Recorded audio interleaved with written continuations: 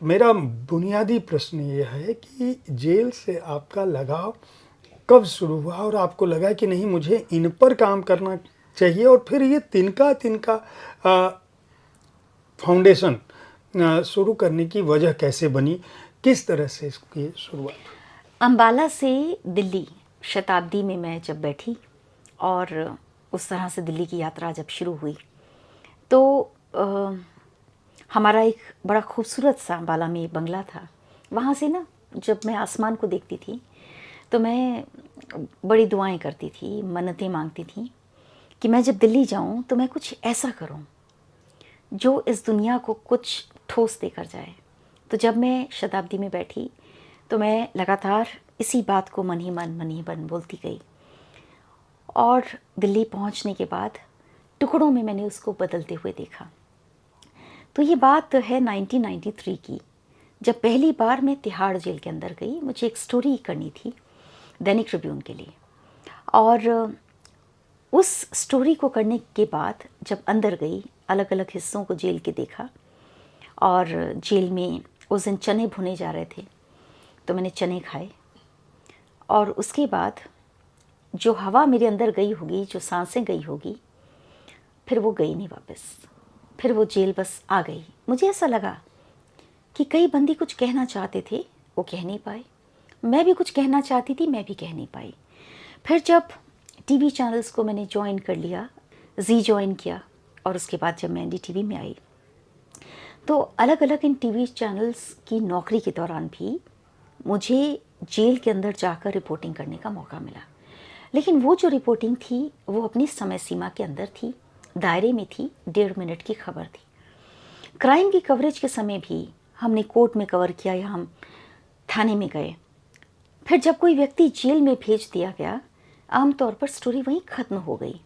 मेरे दिमाग में ये हमेशा रहा कि जो जेल के अंदर गया है उसकी खबर हम जो दिखाते हैं या दिखाने का प्रयास करते हैं वो कितना सच है।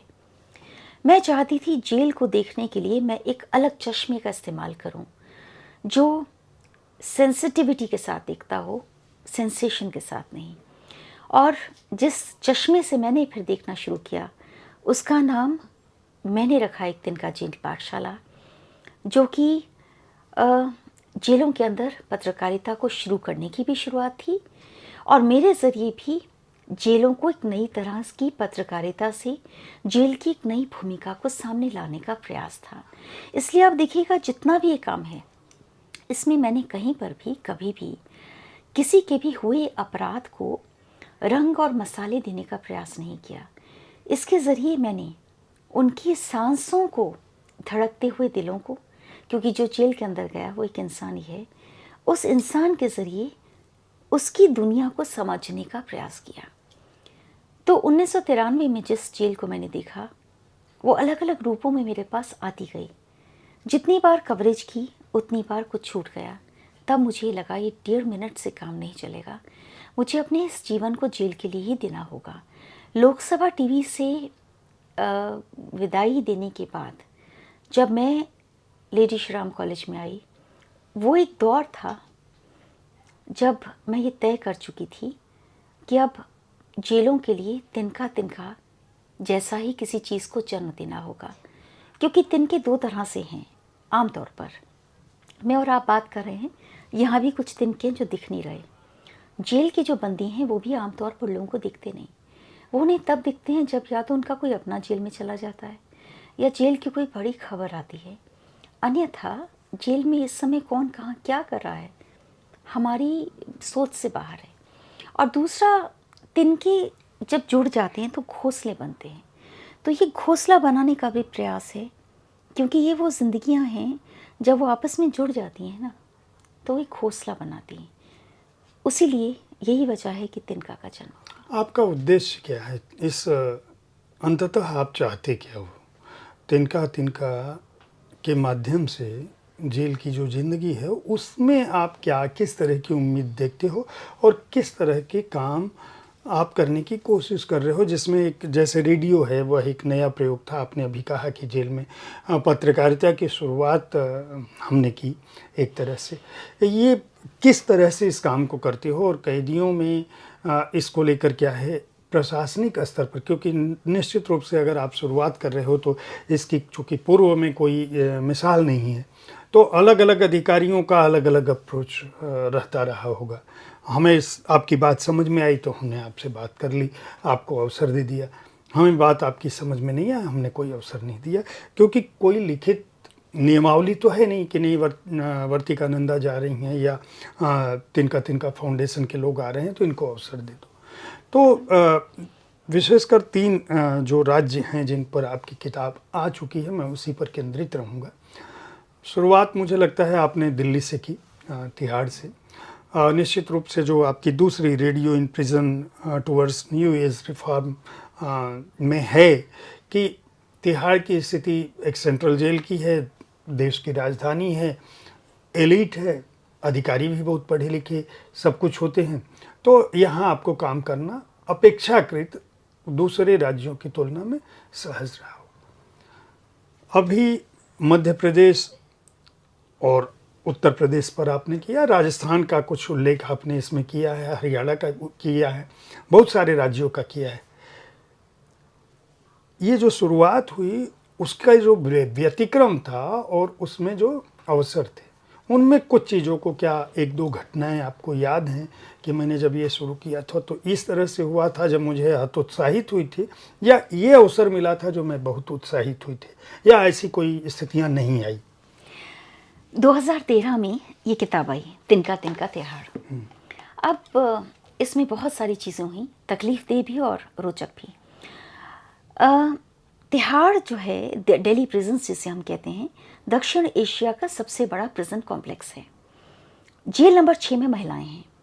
विमला मेहरा मैडम उस समय डीजी प्रिजन्स थी। मैंने उनसे निवेदन किया कि आप मुझे अनुमति दे दीजिए, मैं महिलाओं से मिलना चाहती हूँ। कई मुलाकातों के बाद मुझे लगा एक किताब पर काम हो सकता है। 4 बंदिनियों को तलाशा गया और उसके बाद ये किताब बनी। 2013 में देश के गृह मंत्री ने आपका कॉन्फ्रेंस तब भारत ने पहली बार होस्ट किया था, विज्ञान भवन में इस किताब को रिलीज़ किया। और उसी दिन एक और गाना रिलीज़ हुआ जिसे मैंने लिखा था, उसका भी टाइटल तिनका तिनका तिहाड़ है। बाद में पुरुषों को इससे जोड़ लिया गया। आज भी जो भी लोग तिहाड़ जेल के बाहर से गुजरते हैं, एक लंबी सी दीवार है जिस पर लिखा है सुबह लिखती हूँ शाम लिखती हूँ, इस 4 दीवारी में बैठकर मैं तेरा ही नाम लिखती हूँ। वो इस किताब का हिस्सा है। सीमा रघुवंशी जो एक बंदिनी थी और उसने इस किताब में कविताएं लिखी। बहुत कुछ हुआ उस दौरान, बंदिनियों को मौका मिला। अब एक छोटी सी बात है, आपको सुनकर बड़ा अजीब भी लगेगा कि मैं क्या कह रही हूँ। बंदिनियों के हाथ में पेन आया, उनके हाथ में कागज़ आए। आप सोचेंगे क्या बड़ी बात है, असल में बड़ी बात है। जब शुरू शुरू में मुझे वो लिख कर दे रही थी, कभी कभी पेपर नैपकिन पर, कभी किसी लिफाफे पर, लेकिन उनके हाथ में एक ताकत आई। उन्हें दिया गया एक मौका, एक आज़ादी, अब लिखो। ये बहुत बड़ी बात मेरे लिए थी, सुकून की बात। बहुत से लोग लिखने लगे और उसके बाद क्या हुआ कि जैसे एक मुहिम से चल गई। बहुत से बंदियों ने कहा हम भी लिखना चाहते हैं। तिहाड़ ने जिंदगियों को कई तरीक़ों से बदला। उसके बाद एक गाना अंदर ही शूट हुआ, आज भी यूट्यूब पर है, तिनका तिनका तिहाड़। एक कॉन्फ्रेंस हुई न्यूयॉर्क में, मैंने उसका एक टुकड़ा वहाँ पर चलाया। भारत से ही एक पुलिस अधिकारी ने वहाँ खड़े होकर मुझे कहा कि वर्तिका ये बड़ा अच्छा प्रयास है, गाना बहुत अच्छा है, सब कुछ बहुत अच्छा है, लेकिन देखो तुम एक काम में फेल हो गई। क्या? मैं भी जानना चाहती थी क्या। उन्होंने कहा कि देखो जो आर्टिस्ट तुमने चुने इनमें से कोई कैदी नहीं लग रहा, इसलिए अच्छा होता कि तुम ऐसे आर्टिस्ट चुनती जो जेल जैसे लगते तो सही। तो मैंने उन्हें कहा कि सर यही मेरे लिए सबसे बड़ा कॉम्प्लीमेंट है, इसमें से कोई आर्टिस्ट नहीं है, ये सब बंदी हैं। उन बंदियों ने उस गाने को कंपोज किया, उसे प्रेजेंट किया, और उनमें से कुछ बंदी जब जिनकी रिहाई हुई कोरोना के समय, एक बंदी ने अपने म्यूज़िकल एल्बम को रिलीज़ किया। जिंदगियों में इस तरह से रोशनी और ताकत आने लगी। डासना, इसमें क्या हुआ, ये उन बंदियों पर केंद्रित करने का प्रयास था जो आजीवन कारावास में हैं। आरुषि तलवार केस को सब जानते हैं, लेकिन इस किताब में उसका एक दूसरा रूप है। माता पिता जेल के अंदर क्या कर रहे थे। उनकी डेंटिस्ट की जो उनकी एक क्लिनिक थी, बतौर डेंटिस्ट वो जेल को क्या दे रहे थे।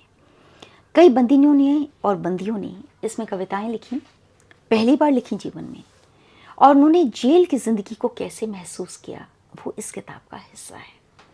इसमें भी आपको किसी का अपराध नहीं मिलेगा, लेकिन इसमें एहसास मिलेगा, और ये एहसास भी मिलेगा, कुछ वादे भी मिलेंगे, हम बाहर जाके इस दुनिया के लिए क्या करेंगे। ये किताब, इसमें क्या हुआ, इस पूरी किताब में आपको जहाँ भी मैं दिखूंगी, मेरी पीठ है, मेरा चेहरा नहीं है, जेल के अंदर जाते हुए का, जेल के किसी हिस्से में खड़े हुए, लेकिन जो बाकी चीज़ें आप यहाँ देखेंगे वो अलग अलग तरह के एहसास हैं। जैसे एक ये हिस्सा, मुट्ठी में काश सामने बड़ा आकाश, ये वो बंदी हैं जिनके मन में एक पश्चाताप है, जो वो ये कहना चाह रहे थे, काश मैंने उस दिन ये नहीं किया होता, और अगर नहीं किया होता तो मेरी ज़िंदगी कुछ और होती। इसमें वो बच्चे भी हैं जिनकी उम्र 6 साल से कम है, जगह जगह उनकी कुछ छाप है। अब बताऊं क्या हुआ।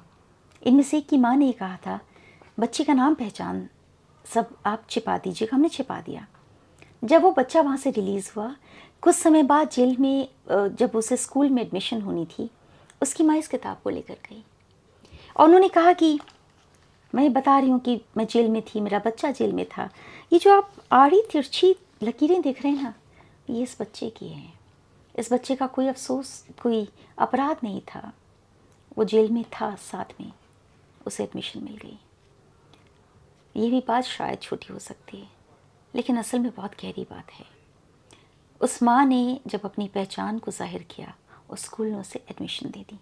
इसमें कई सारी तस्वीरें हैं जो बंदियों ने बनाई हैं, और ये बताती है जेल की ज़िंदगी कैसी हो सकती है। इसमें काले रंग का इस्तेमाल बहुत कम है, बहुत सारे अलग रंग हैं, क्योंकि हम ये कहना चाह रहे थे काले रंग से परे भी हो सकती है जेल। पीली, लाल, हरी, नीली, सरसों जैसी भी हो सकती है जेल।